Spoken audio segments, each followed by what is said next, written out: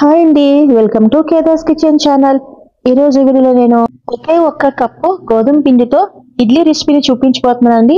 ఎటువంటి రవ్వలు కూడా అవసరం లేదు. మార్నింగ్ పూట చాలా హెల్దీ అయిన బ్రేక్ఫాస్ట్ అండి. చాలా తేలిగ్గా క్విక్గా అయిపోతుందండి.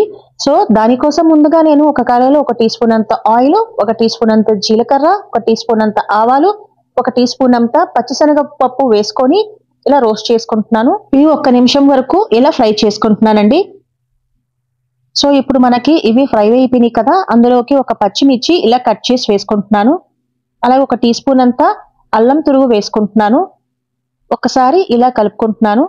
ఆ తర్వాత ఒకే ఒక క్యారెట్ ని ఇలా తురుముకొని వేసుకున్నాను.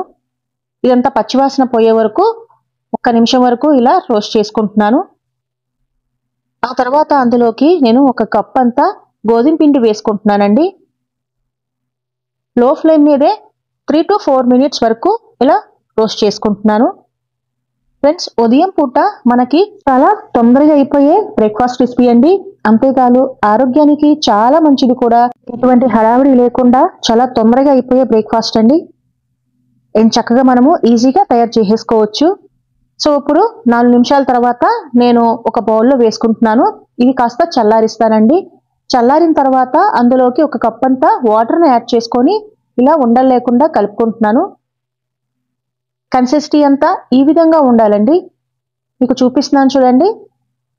సో పిండంతా ఇలా చక్కగా నేను మిక్స్ అయ్యేలా కలుపుకున్నాక రుచికి సరిపడా ఉప్పు వేసుకొని 1 టీ స్పూన్ అంతా ఈనో ఫ్రూట్ సాల్ట్ని వేసుకున్నాను. దాని బదులుగా మీరు బేకింగ్ సోడా కూడా వేసుకోవచ్చు. ఇదంతా బాగా మిక్స్ అయ్యే వరకు కలుపుకుంటున్నాను. మీకు ఒకసారి చూపిస్తున్నాను చూడండి.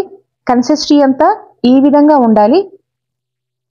సో ఇప్పుడు మనకి ఇడ్లీ బ్యాటర్ అనేది రెడీ అయిపోయింది కదా. ఇప్పుడు నేను ఇడ్లీ రేక్ తీసుకొని అందులోకి ఆయిల్ని ఇలా స్ప్రెడ్ చేసుకుంటున్నాను. ఇలా ఒకసారి స్ప్రెడ్ చేసుకున్న తర్వాత అందులోకి నేను బ్యాటర్ని నింపుకుంటున్నానండి. సో బ్యాటర్ని ఇలా వేసేసుకున్నాను కదా, మొత్తం ఫిల్ చేసేసుకున్న తర్వాత నేను స్టవ్ మీద 15 మినిట్స్ వరకు ఉడికించుకుంటున్నాను. సో మనకి 15 మినిట్స్ వరకు ఉడికితే సరిపోతుందండి. రెడీ అయిపోయింది కదా చూడండి. 15 మినిట్స్ తర్వాత నేను ఒక ప్లేట్లో సర్వ్ చేసుకున్నాను.